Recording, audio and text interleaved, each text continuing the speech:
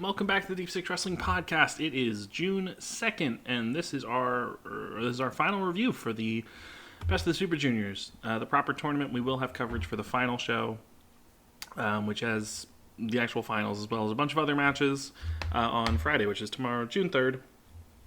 I'm Pat. I've been covering the entire Best of the Super Juniors tournament for New Japan here on the Deep Six Wrestling Podcast on YouTube and basically every streaming service where you can find podcasts. If you're new to us, please consider hitting the subscribe button wherever you're listening this to, either on a streaming service like Apple, Stitcher, TuneIn, Overcast, Breaker, Spotify, wherever. Or if you're on YouTube, hit the subscribe button, leave a comment about Best of the Super Juniors, and leave a like on the video. Helps our coverage get farther and wider, and you'd be doing us a great favor. Let's just get into things. If you haven't caught up with our coverage, there's a playlist. You can check out all of our reviews from nights 1 through 11 prior to this, and now here at 12. I go in depth with it. You can check it out. Pretty good stuff. All for free. That's on YouTube, obviously. If you're listening to this on Spotify or Apple or something, you're going to have to manually go through each episode. First up, for night 12 here, we have Doki versus Master Watto. Both men are eliminated here. There's only a few guys that are in actual contention on this show. Watto gets the best of a strike exchange to kick things off before Doki fights back, flying to the floor and takes control before sending Watto back in the ring and locking in the Doki Choki. Watto gets his foot on the ropes. He comes back with a tope con hilo, sending Doki back in before dropping him again with the springboard elbow for a 2 count. The daybreak gets attempted, but Watto catches him with a high head kick and a high-angle German suplex for another 2 count. Doki Choki gets locked in a second time here in the center of the ring, but Watto lifts Doki out of it and drops him with the Tenzan Tombstone Driver to break the submission.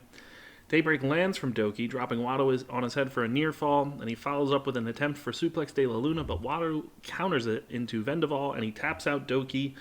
Doki finishes with 6 points. Master Watto finishes with 8 points. Quick and easy start to the show. I thought these guys have good chemistry, though. So yeah, and they're tied to each other forever with Watto's debut during the New Japan Cup 2020 in the no crowd era show of New Japan when Master Watto came out after his vignettes and Doki just attacked him, and it was kind of comical. Yoshinobu Kanamaro versus Ryusuke Taguchi here. Kanamaro immediately goes after Taguchi before he can finish his entrance, but Taguchi fires up with a hip attack, a B-trigger, and a jumping hip attack on the apron. A springboard hip attack from Taguchi gets a 2 count before calling for the bummer A. Kanamaro rolls Taguchi up for 2, following a sunset flip. The pants come down, and so does Taguchi, but only for 2.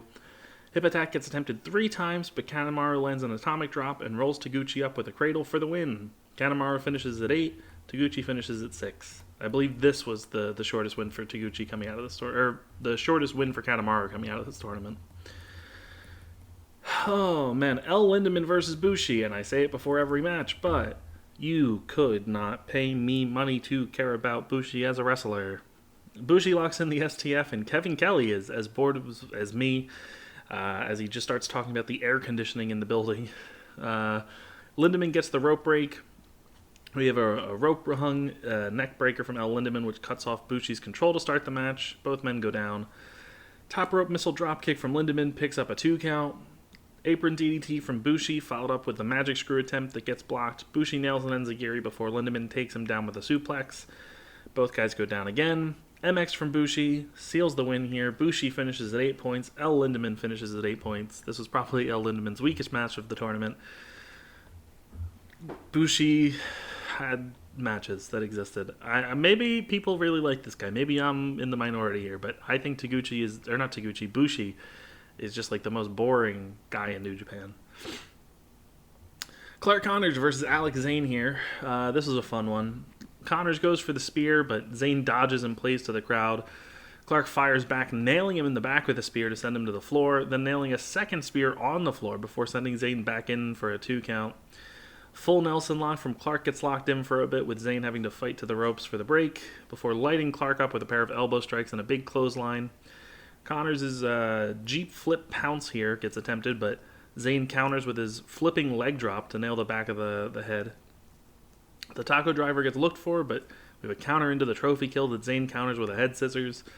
Connors gets lifted onto the top rope. Zayn sends him across the ring with the jumping Hurricane Rana for another big 2 count here. Again, this always looks so good. And doing it to somebody that's like a good size like Clark is impressive. Out onto the apron, Zayn hits a bicycle kick before then murdering Clark with a huge apron powerbomb. He sends Clark back into the ring to prevent a count out here and goes for the cinnamon twist but comes down on Connors' knees. Power slam from Clark, roll up from Alex Zane for 2, trophy kill then lands, and Clark Connors gets the win, finishing at 8 points. And Alex does as well, finish at 8 points. I thought Clark had a very, very strong tournament. I thought Zane did as well, but going into this, I was not expecting Clark Connors to win as many matches as he did. So, pretty cool to see. I thought both guys had like several must-watch matches from the tournament, and this is one of them. I thought these guys had really good chemistry here. TJP versus Wheeler Yuta.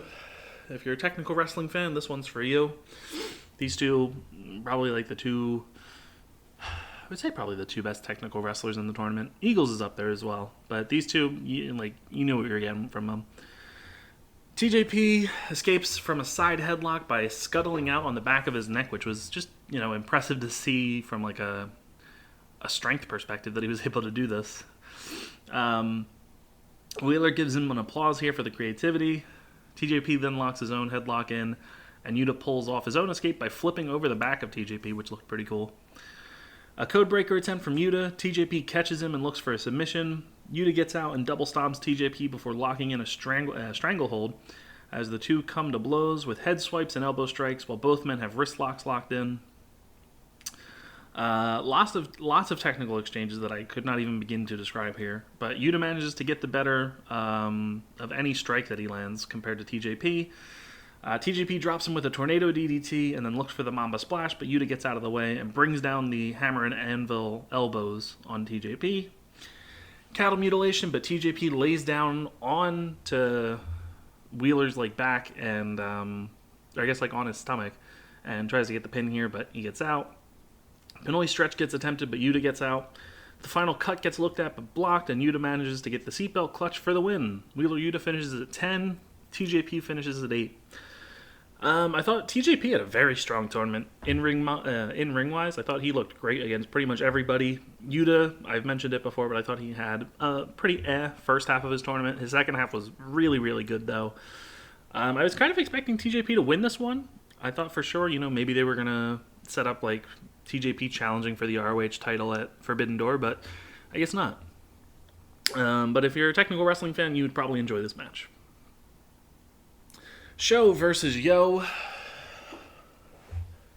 don't even know what to say to this one. Sho gets on the mic and says something in Japanese before walking to the back. Chris Carlton wasn't on commentary, so we did not have the translation.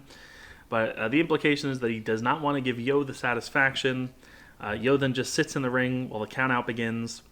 Sho then runs back out last minute, and he reveals that he had the ring bell hammer and was trying to bait Yo in so he could beat him up backstage. Sho gets into the floor. Fujita, one of the young lions, gets attacked. The ref is distracted, which allows Sho to nail Yo with the hammer before going for a chair.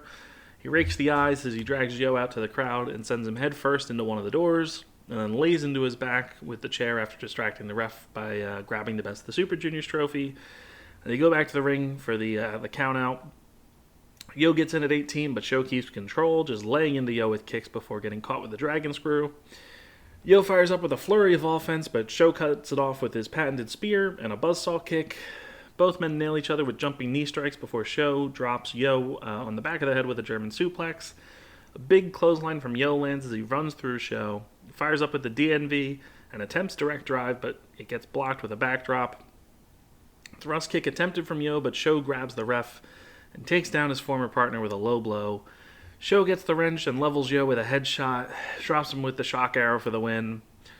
There were moments of greatness in this match, but the pre-match stuff and then the cheating here at the end, it's kind of killed it for me. So the beginning and end, no. The middle part of this, they had a lot of really good exchanges here. Sho finishes at 10, Yo finishes at 8. I thought Yo had a mixed bag of a tournament. His matches against Alex Zane and Hiromu Takahashi I thought were big standouts in terms of how he performed as a wrestler. I think it showed some real signs of greatness with him just being, meticulous with how he wrestles and trying to work over body parts, and just, he just felt like he was a better wrestler than a lot of times that we've seen him. Sho, I went into this not expecting to enjoy like any of Sho's matches. There were a few of them that I did enjoy quite a bit. So while this one wasn't the best, it still certainly wasn't terrible by any means. So out of the House of Torture members, Sho is still by far the best. I think that they've kind of perfected the way in which he works as a wrestler and how his gimmick works. It's not always going to be, fantastically executed, but you compare it to like Evil, and it's just like Sho just feels like he's much better fit for the House of Torture stuff. So yeah, I don't know. I still don't like Evil, but Sho kind of sold me on him in this tournament with the House of Torture stuff. So we'll see how it goes. Teton versus Robbie Eagles. Teton goes for the Boston Crab to start. He targets the injured knee of Eagles before Eagles gets out at 2 with a wrist lock control here. A leaping to Heras from Robbie Eagles with his knee still being an issue for him as he tries to keep Teton grounded. He lays into him with kicks before sending him into the corner, laying into him with chops and dropping him with a high kick. But as Robbie goes to the opposite corner, Teton sacrifices himself with the corner lariat through the ropes. Robbie gets sent to the floor as Teton takes flight with a tope suicida. Eagles then gets dumped on the back onto the floor, and Teton goes up to the top turnbuckle and goes for the double stomp, but Eagles avoids, and the legs jam for Teton as he misses. Eagles follows up with a crazy flipping suicide dive to the floor as he lands like several rows into the crowd here. The Ron Miller special gets locked in back in the ring, but Teton manages to get to the ropes. We have a huge thrust kick landing for Teton, and Robbie gets out with a near fall. Crowd is firmly behind him. The double stomp gets attempted again, but he misses and his knees buckle once more. Springboard dropkick to the knee from Eagles as Teton gets a crazy looking clutch locked in for the pinfall, and Teton finishes at 8 points. Robbie Eagles finishes at 10 and is eliminated from the tournament. I thought these guys had a really fun match here. Teton was a standout for me. I pretty much loved everything this guy did, despite, not having the best point-wise tournament. I think he was like the first guy mathematically eliminated. But I thought he had a really fun tournament, and Robbie Eagles is just a great wrestler. I would definitely go out of your way to watch this one. Francesco Akira versus Ace Austin. Ace gets sent to the floor early as Akira slides to the floor before eating a kick from the X Division champ. We have a one-armed cartwheel on the apron, another kick from Ace as he looks for Sword of Glory, but Francesco comes back into the ring with a springboard cutter for a few 2 counts here, as he just repeatedly tries to get the pin. Ace calls for the hold early, but Akira dodges with a wheelbarrow roll-up into a double stomp. Akira then hits a big shotgun dropkick that sends Ace into the corner for a big 2 count. The fireball misses as Ace lands the House of Cards, calls for the fold a second time, but it gets blocked. Akira gets dropped onto the top turnbuckle, eating a big kick to the back from Ace. But as Ace goes for a superplex, Akira nails a sunset bomb that sends Austin to the floor. Akira hits a big Asai moonsault to the floor and then lands the fireball off the apron to the back of Ace's head on the floor, and he wins via countout. After the match, Akira holds up the X Division Championship and indicates that he wants a title shot.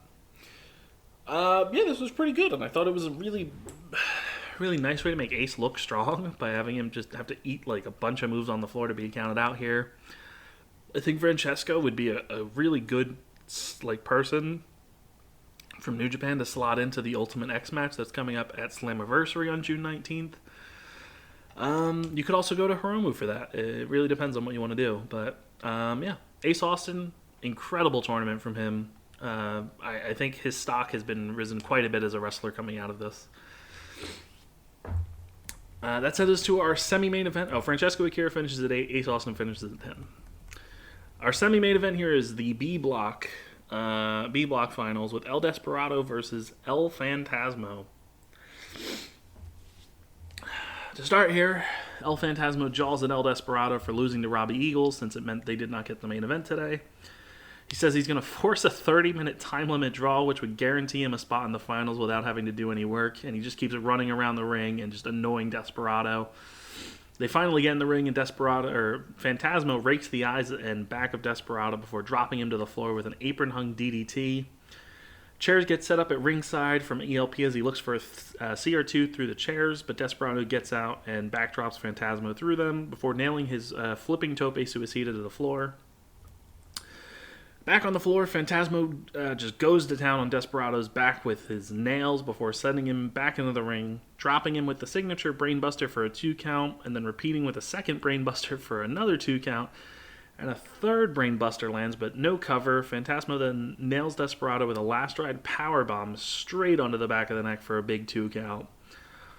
Springboard crossbody from Phantasmo, but as he goes for the lion salt, Desperado dodges and comes back with a spear. Both men go down. Guitarra de Angel gets blocked, as does the UFO. Numero Dos gets locked in, but Phantasmo immediately gets to the ropes. Guitarra de Angel lands for a 2 count. We have a modified Thunderkiss 86 off the top rope from ELP down to the floor as Desperado is standing. And rather than going for the count out, Phantasmo rolls him back into the ring, just wanting to get the win here. He goes up to the top rope and tries to get the actual Thunderkiss hit, but Desperado rolls away, and as he jumps down back into the ring, ELP's legs buckle, which allows Desperado to lock in Numero Dos. El Phantasmo rolls him up for a very close near fall out of the submission. A thrust kick from Phantasmo gets countered into a spine buster, as Numero Dos gets locked in successfully with both arms trapped as Phantasmo begins escaping. Desperado lifts him and drops him with the Bastard Driver for another very close near fall. Sudden death from ELP lands, leveling Desperado, but he gets out at the last second. CR2 gets looked for, but Desperado escapes, eating a forearm for his troubles. Phantasmo hits the CR2, but Desperado kicks out, an audible gasp from the crowd upon the kick out. ELP then attempts his own version of Pinche Loco, but his leg gives out. A step-up Enziguri from ELP after an attempted Dragon Screw. Second sudden death gets attempted, but Desperado sidesteps out of it. Pinche Loco gets hit, but instead of pinning him, he hits his own version of CR2, and El Desperado pins El Phantasmo in, I think, just under 20 minutes here, as El Desperado wins B-Block, finishing with 12 points. El Phantasmo finishes with 10.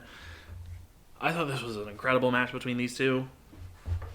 I thought this was really great stuff, even if I'm not the biggest fan of El Desperado winning this because of who he's facing in the finals. I would have preferred an El Phantasmo win, but in his post-match comments, El Phantasmo has indicated that he is done with the junior division and he will become a heavyweight. So, if we're getting heavyweight Phantasmo, I guess I'm not going to complain. But El Desperado is your B-Block winner as he heads to the finals on June 3rd to meet the winner of the main event. Hiromu Takahashi versus the IWGP Junior Heavyweight Champion Taiji Ishimori.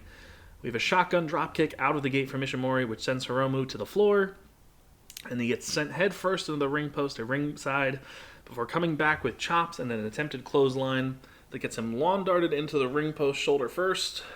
A basement dropkick lands from Ishimori as soon as Hiromu gets back in the ring, sending the injured Takahashi back to the floor. Ishimori brutalizes Hiromu's shoulders, working over both shoulder and the injured leg as he maintains control, despite Hiromu's brief stints of offense with chops. Running Hurricane Rana off the ropes from Hiromu evens the playing field, and he hangs Ishimori against the ropes using his legs before scoring with his own basement dropkick. A shotgun dropkick off the apron lands from Takahashi, wiping out with his ailing leg. Hiromu gets stopped in his tracks, getting sent head first into the corner pad before getting rammed shoulder first into an exposed corner. And Ishimori follows this up with a shoulder breaker as he continues to work over the injured shoulder. A handspring elbow from Ishimori gets countered with Hiromu catching him in a German suplex. Back up, Ishimori nails Hiromu with a destroyer, but neither man can capitalize as they both go down in the center. A shotgun dropkick sends Ishimori flying into the corner, following up with a quarter Death Valley driver and a pop-up powerbomb for a 2 count. Hiromu locks in the D he locks in the D here. And then Takahashi looks for a tombstone after Ishimori gets out, but Ishimori gets out of the tombstone and nails the double knee face breaker for 2. D gets locked in again, but Ishimori gets out. Hiromu Bomber levels Ishimori. Takahashi looks for a second one, but gets taken down by Ishimori's own clothesline.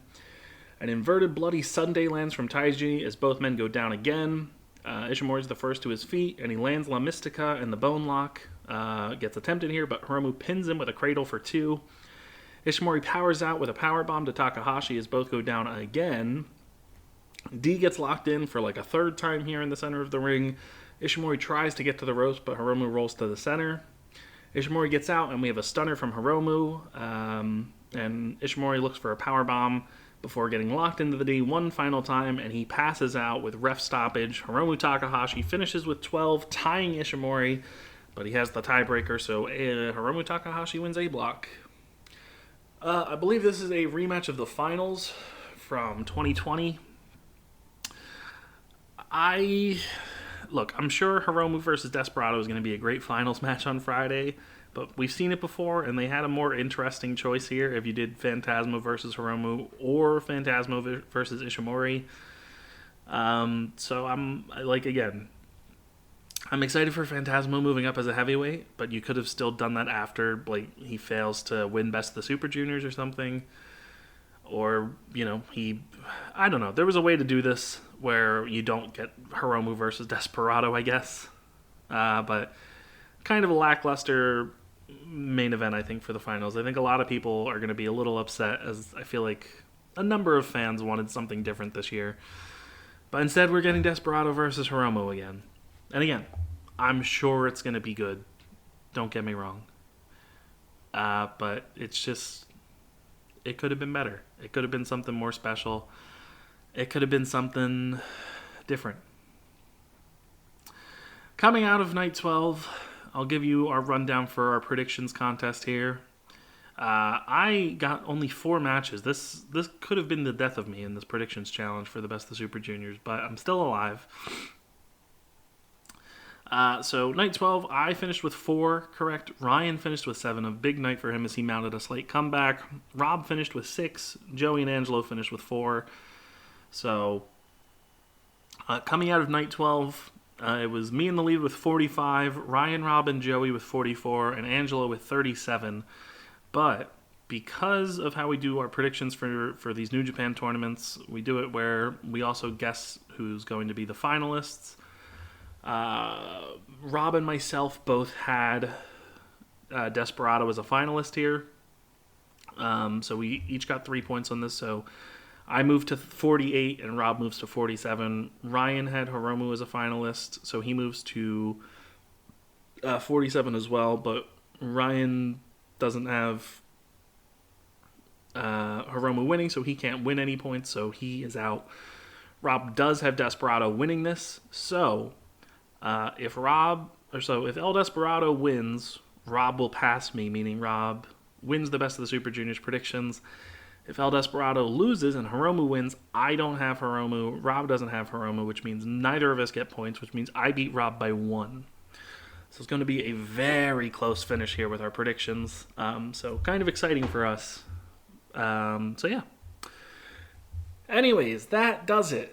That is the full coverage for the actual tournament portion of Best of the Super Juniors. I will be back tomorrow on Friday covering the actual finals event, which is the one match plus just a bunch of other matches from New Japan.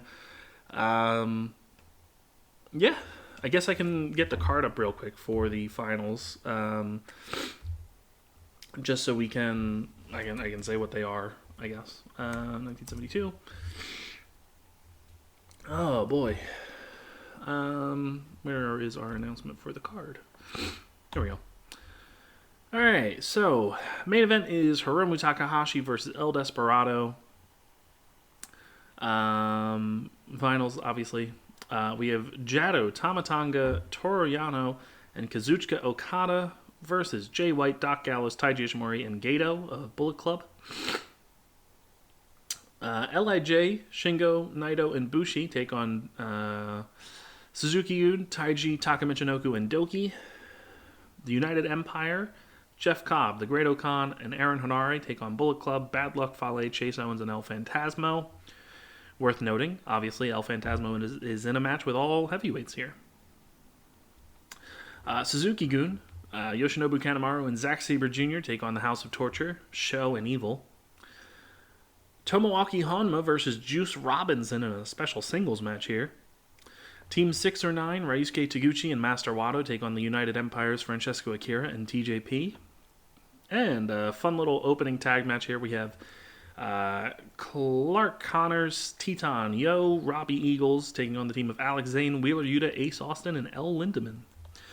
So that's coming that's coming on Friday, June 3rd at 5 a.m. Eastern Time. So I will be waking up and I will have a review out for that show. Yeah, that'll be it for Best of the Super Juniors. So thank you for everyone who's listened to an episode of this. Be sure to subscribe to us on YouTube. We're pushing towards 150 subscribers, so you can help us out. Leave a like on all of the videos, comment below. You can also subscribe to the podcast on streaming services like Anchor, Stitcher, Overcast, Breaker, Spotify, Apple, Google. And you can leave reviews for the podcast, which would help us because more reviews and ratings mean that our podcast gets better visibility. So thank you from the bottom of my heart once again for sticking with this tournament and our coverage of it. We appreciate it, and I'll talk to you in the final episode of this when we cover the actual finals event for the Best of the Super Juniors 29.